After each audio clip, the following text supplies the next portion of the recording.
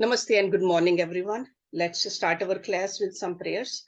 Om Guru Brahma, Guru Vishnu, Guru Devo Maheshwara, Guru Sakshat Parbrahma, Tasmai Shri Guruve Namah. Om Bhuvava Swaha, Tatsavitravare Bhargo Devasya Dhimahi, Dhiyo Yo Nah Prachodayat, Asto Ma Sadgamya, Tamso Ma Jyotirgamya, Mrityorma Amritam Gamya. Om Sahna Bhavatu Sahna Bhunaktu Sahviryam Karvavai Tejasvi Navadhitamastu Ma Vidvishavai. Om Shanti Shanti Shanti Om. A few weeks ago we talked about Samadhi. Then Patanjali said, some people are born with this because they have done practice before and they have reached to that level. Okay. But then he said the people who have not reached there, the yoga abhyasis, they need to do the abhyasa. And then he mentioned that abhyasa should be coupled with the faith also. Shraddha. There got to be full control. And remember what you did before, Samriti, Samadhi, Pragya, Purvakam. He said all these qualities we need to cultivate. So that means stay on this path with a full faith and with a full determination. Then he talked about this energy with which we are walking on this path. We need to make that tivra also. We don't want to have just our practice mild or medium level. We want to make it all-consuming, burning desire to reach there. And he said, this all can be done if we surrender to God. Ishwar pranidhanadva. To learn how to surrender to God. And surrender cannot happen unless we have faith in God. Faith cannot happen unless we know who God is. That's why in verse number 24, where we ended our class last week, he gave us some indication towards the God, who God is. He said the unique being, which we call Ishwar, is never touched by afflictions, actions, results of actions, and the repository of the subtle impressions of actions and their fruits. He said that is Ishwar. Klesh karam vipaka shayar paramishtaha purush vishesha Ishwara. Okay, sure, we cannot define God, but still we need to know what God is. So that's why this great Rishi has put in so much effort, so that we can have at least some inkling who God is, if we need to have Shraddha towards what.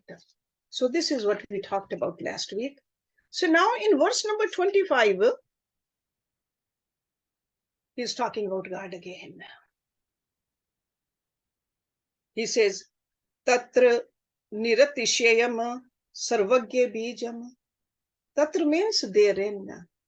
Niratishayan, without limit. See, niratishayan, that which cannot be surpassed. In other words, it's the highest, absolute. What? Sarvajntvabijam. Sarv means all. Gya means knower. Bijam means seed. So that means he is the knower of all, knower of everything. That means knower of the past, present, and the future also. So tatra niratishayan sarvajntvabijam means therein lies the seed of unsurpassed omniscience. That was he's talking about. So definitely he is untouched by the fivefold afflictions. But God has this one particular characteristic also that outshines all others. So he's the knower of all, knower of everything. Most distinctive characteristic of God is that in him lies the seed of unsurpassed omniscience. Because religious textbooks, they do emphasize the omnipotence of God, like Almighty God. Some religion says it's a he. Some people believe in she, goddesses. But according to Patanjali, submission or worship of such a deity serves no purpose. So then what kind of a god or goddess is Patanjali advising the yoga abhyasis to surrender? The answer is very clear in these verses. Surrender to a God who knows what your problems are and knows how to help you. Because at present, we don't know what we are, where we are, but still we are trying to know yourself. We want to know ourselves and we want to know everything about us. And we don't even know what could be the best tool to discover ourselves. Most of us don't even know the purpose and the meaning of life. Still, we are trying to attain it. It's almost like a blind person running a race. That is why Rishi Patanjali advising us to surrender ourselves to God. God in whom lies the seed of unsurpassed omniscience. He knows. He knows where we came from, where we are going. Sure, he is untouched by the fivefold afflictions. Avidya, asmita, rag, dvesh, abhinivesh. Untouched by the actions, untouched by the fruits of actions. In the realm of awareness, where subtle impressions of our past actions are deposited. So this God has the complete knowledge of everything. That existed in the past, exists in the present, and will exist in the future. Because this is innate to this divine being. Such a divine being, the time poses no barrier. That's what omniscience means. All directions are clear to him. He knows all your strengths as well as weaknesses, as well as the merits and the pitfalls. Invisible, visible, everything. He knows it all. Surrender to such an omniscient being ensures that you are in good hands. It's almost like when we are driving a car, when we know the brakes are working, enough gas, inside comfortable, we know, we don't worry about it then. So God, if we surrender to God who knows everything, just have this kind of a faith. God is that. Because otherwise what happens, there's a fear, there's anxiety. So we got to leave all that fear and anxiety behind. That's what surrender means. Because God's love is unconditional.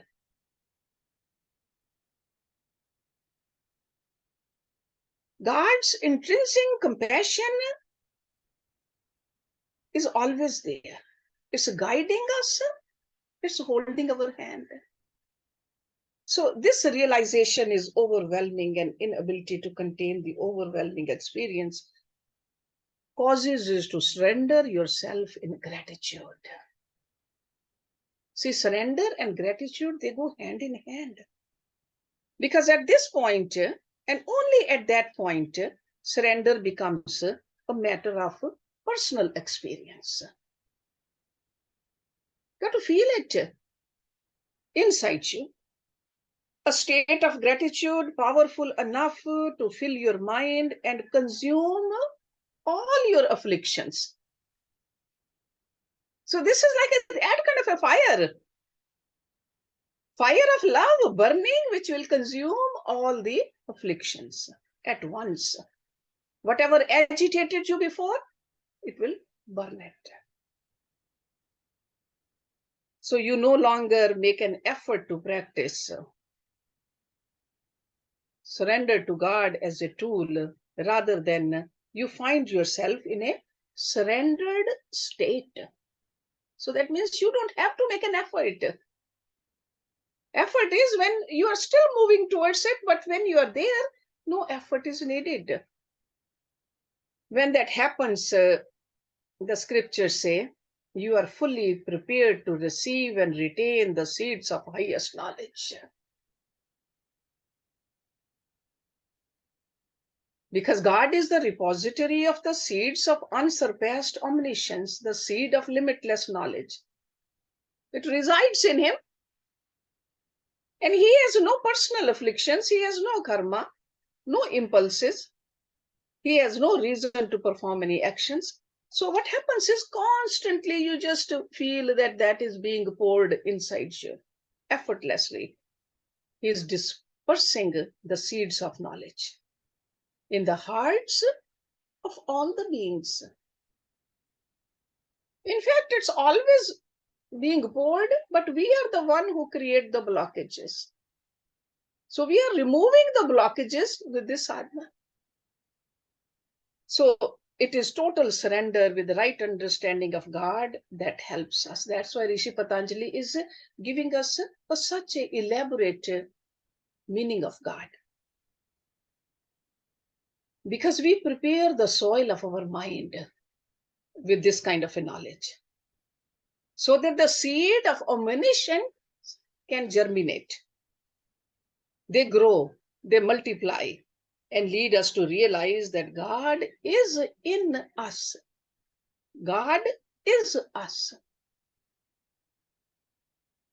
We got to feel that. God is not far. It's right here, inside us. Sure, far too, but there's no place where God is not. Now in verse number 26, he's taking our mind towards the Guru.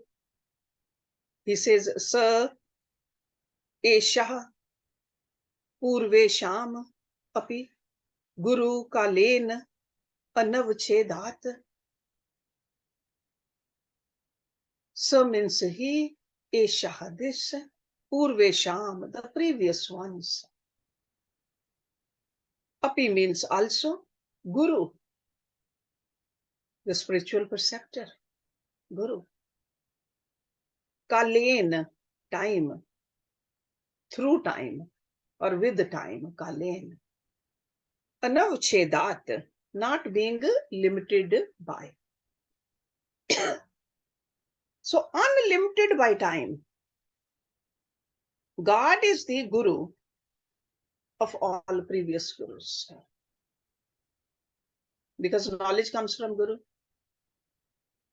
So where does our Guru gets the knowledge from his Guru? He gets it from his Guru. So who is the Gurus of the Guru? The first Guru? God.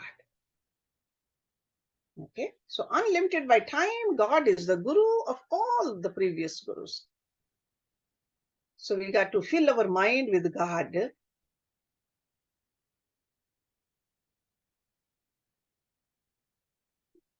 There shouldn't be any room in our mind where God is not. The relationship between the God and the Guru,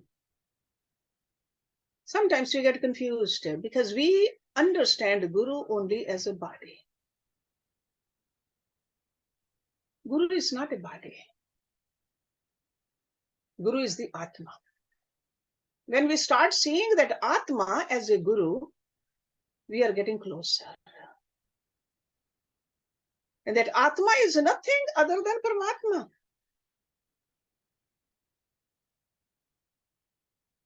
Because a physical body can never have the knowledge of the infinite truth. This infinite knowledge is coming from the soul.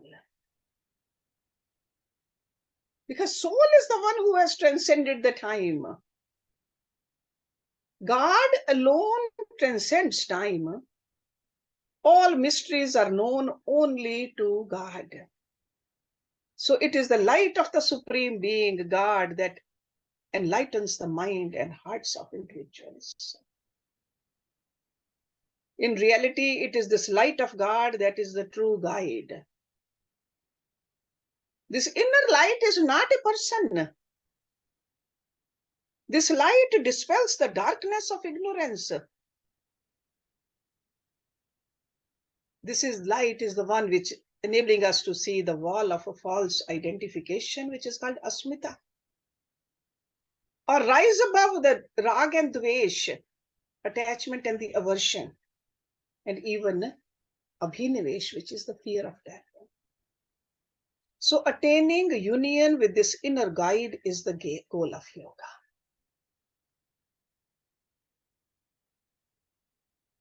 Yoga sadhana, with the help of the yoga sadhana, we learn how to use our resources to reach there. Resources are physical, mental, and material also.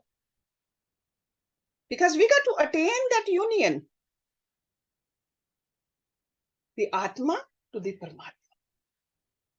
So if we don't look at our Guru as a Atma, how can we see our own Atma? How can we acknowledge that we are the Atma?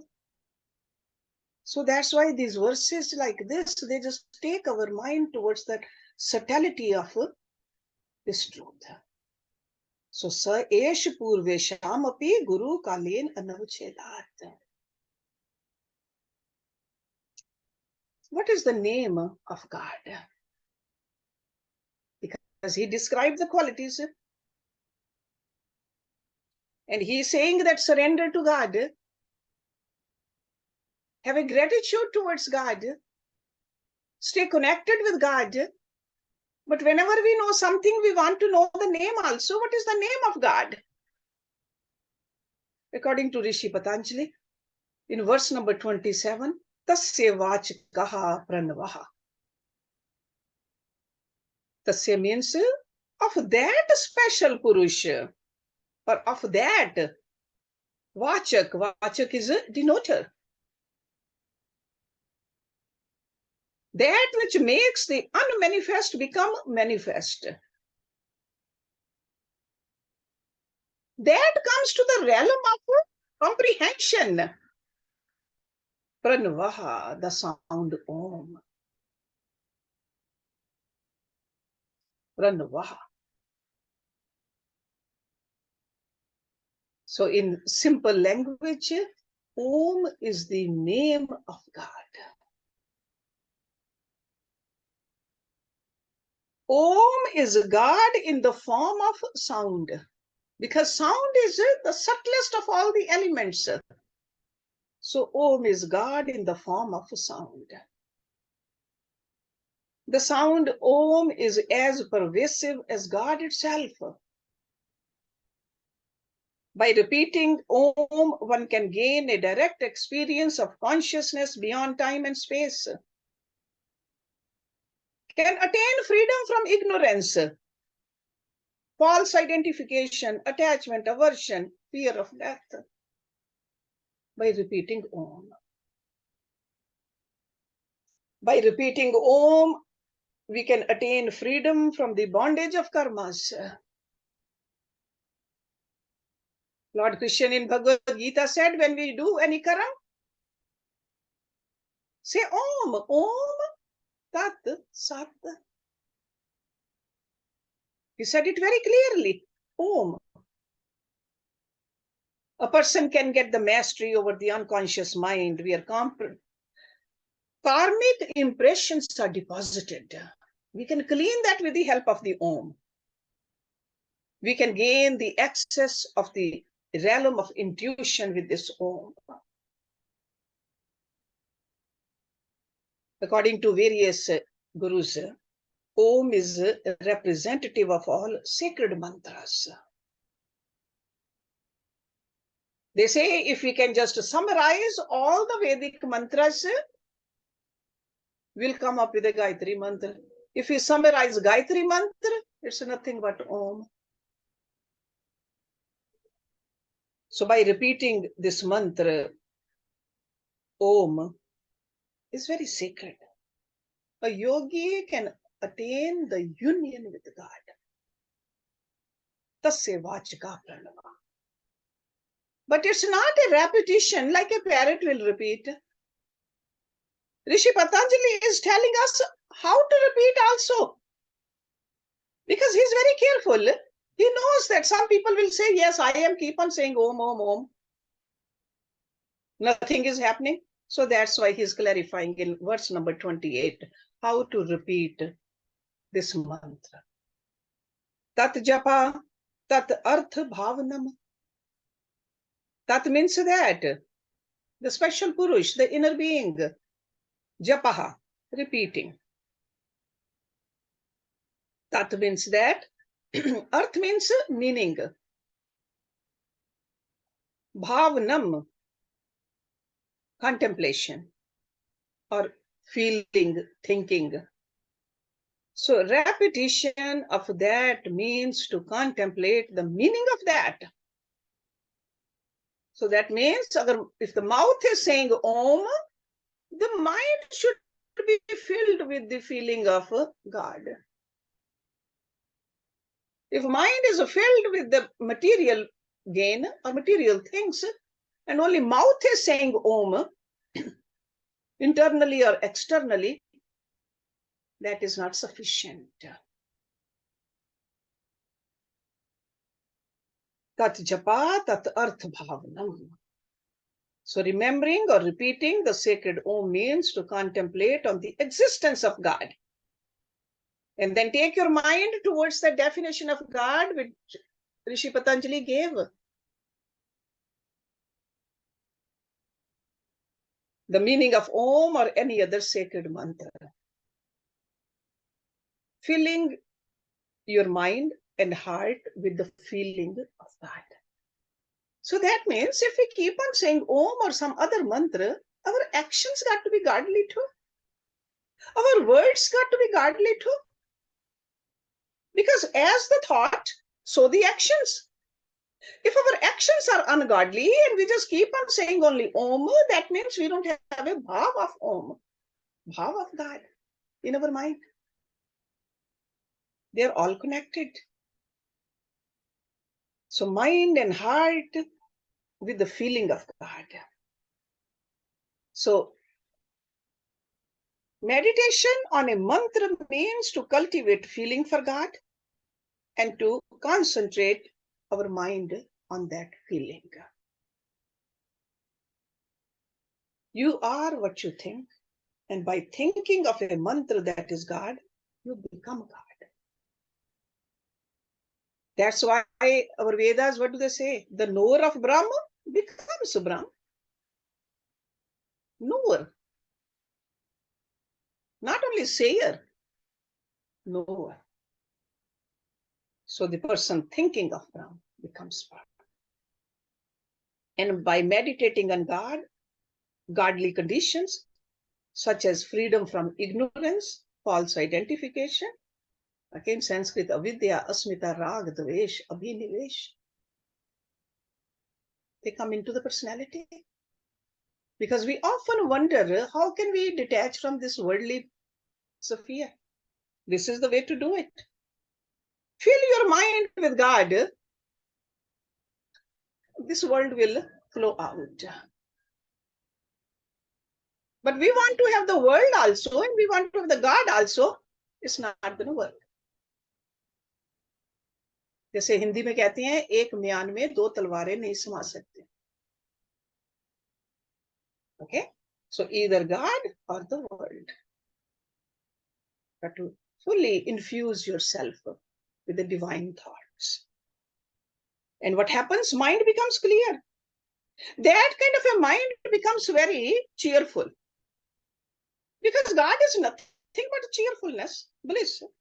That kind of a mind becomes radiant. And radiant mind, what will happen? The body will become radiant. That's why we see the radiance from our guru's personalities. And that kind of a mind, very easily one-pointed. It's not a scattered mind. It becomes a perfect conduit for self-realization. Because we want to know ourselves, and Rishi Patanjali, he's so gracious. Step by step, he's telling us what to do. So from today, whatever mantra you say, but he said, he gave us a very simple mantra which anybody can recite. Om. Anybody. Just keep on reciting that. But then the bhav has to be there in the mind too. He makes it very clear for us.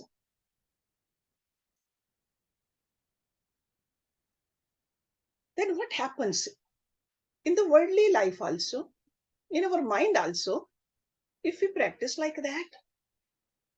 Sure, self-realization will happen ultimately, but before that, what happens? He says, tatah pratyakchetanadhigamopyantarayabhavashch. That means thereafter, from that, from repeating Om with a bhavna, that's what tat means over here. Remember, each sutra is connected with the previous sutra because it's a garland. Garland. Okay. So tat means thereafter or from that. Pratyak. Pratyak means inner. Inner means like a directly or inward. That's pratyak means. Chetana, awareness. Adhigam, attainment. Api means also. Antaraya. Antaraya is obstacle. That which creates a gap causing separation, that's a antaraya. So creates a gap. There's no connection. Abhavaha, absence. Cha means and. Thereafter, the aspirant gains direct experience of inner being. And obstacles vanish forever. So once the mind gets a glimpse of the inner joy that flows from God consciousness, it develops a taste for turning inward. So there's no gap. There's a union. See, this meditation, it has been part of every faith. Countless methods of meditation are there. Sure, the intention is to make the mind one-pointed and inward in all the meditations. But Rishi Patanjali has given us a very simple way to meditate. He says, this technique, employed properly, you can achieve that goal which a yogi is seeking for. The charms and the temptations of the world are so powerful. Mind runs after them helplessly. First, we want to have those pleasures, and once we have the pleasures, then we want to have more and more. We are never satisfied. Because of its long cherished habits, the mind operates under the influence of negative emotions also. Anger, hatred, jealousy, greed, fear, attachment. We are all familiar with that. This kind of a mind finds endless excuses to remain outwardly. And they're constantly like a stream of thoughts going there. It is only after the mind comes in touch with this living light of the inner being it begins to see the possibility of attaining freedom from its self-created misery. So that glimpse, that light, this initial glimpse helps the mind to realize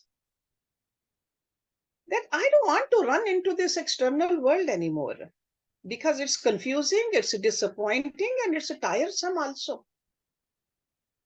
So mind is motivated to seek guidance from this inner light. So this constant japa, the practice of meditation on this inner light, manifesting in the form of the mantra, helps our mind to cultivate a taste of peace and inner repose. So this is like a very easy way Rishi Patanjali has told us. He is guiding us that the simple mantra with a bhav in your mind, just keep on meditating on it. Jap brings us closer to the Atma or Paramatma. It infuses our mind and heart with God consciousness when we do the jap. We can do the jap orally first, like a louder, then internal. And we all know the closer we are to that Atma, the greater the experience of the joy we'll feel. Because Atma is nothing but Paramatma, which is nothing but the joy. The greater the experience of inner joy, the less we crave sensory pleasures and material possessions. If we are still running outwardly to get the pleasure from outside world, that means we have not tasted the inner pleasures yet. The less our body, mind, and senses are bombarded by sensory stimuli, the greater our chances of having a healthy body and a composed and balanced mind. So we want a balanced mind, we want a peaceful mind, we want a healthy body. Rishi Patanjali is telling us how to do it. A person with a healthy body and mind is naturally equipped to face, conquer, and rise above any obstacles. That's why he says that all the obstacles can be conquered. Because on this journey of spirituality, obstacles do come. But we got to have a faith that no, I can conquer it. I have the greatest armor on me. So if you want to summarize it, we can say that infusing our mind and heart with the light of God consciousness, it brings a twofold result. Because with the mantra, with the Om mantra or any other mantra, I mean, he is suggesting the Om mantra, but any other mantra also, if you are used to saying, ultimately, we should see our mind and heart infusing with the godly consciousness. What happens is, number one, all mental faculties turn inward. Because there's a light inside, there's a beauty inside. Just like we look at the beauty outside and we get drawn by it, but there's a more beautiful light inside. So if we are practicing this, all mental faculties turn inward toward the center of consciousness. And all the obstacles vanish. These are the two things happen. Because most of the obstacles are the mental obstacles. So he is making two bold and definitive promises here in this mantra, or in these couple of mantras here. Number one, jap makes the mind become God-centered. Okay, so if we are saying that we do the jap, but my mind has not come to that level, that means you are not doing the jap with the right bhavana. Okay, have a control over your mind. mind which keeps on running, that you are doing the job to attain something from this material world. That's not the right way of doing it. That's like using the right tool, but from the wrong side. It's almost like holding a knife, but you are holding it from the sharp edge. And think that handle will cut the apple for you. Okay? And the second thing is, he says the job brings freedom from all obstacles. These are the two things. And he doesn't leave us here. In the next verse, we'll see he's enumerating the obstacles for us. What kind of obstacles which can arise? But right now, just understand that job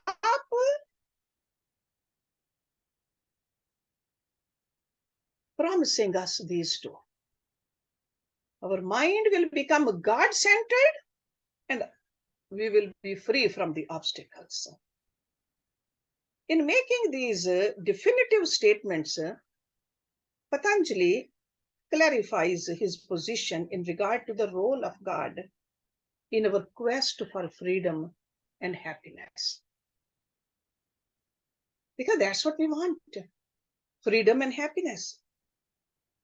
The goal of Yog Sadhana is to surrender to God, Ishwar Pranidhan, and to replace our asmita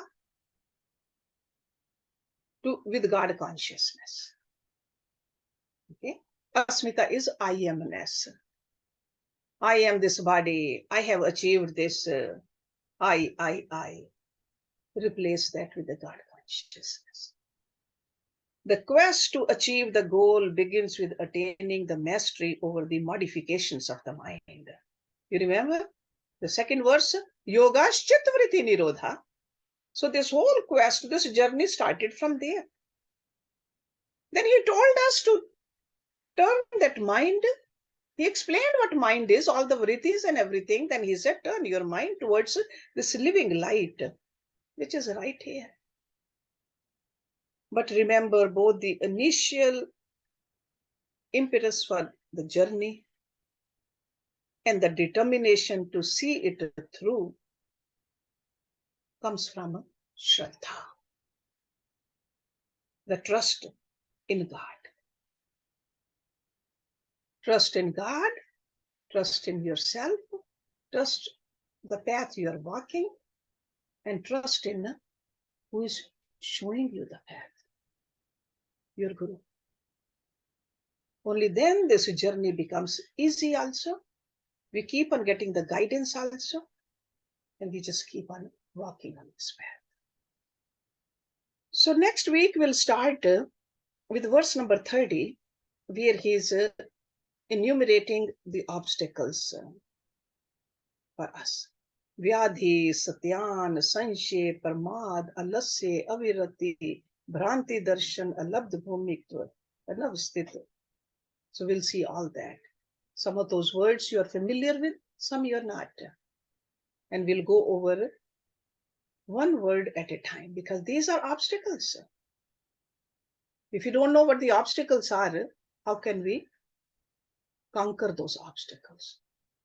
So we need to learn all that.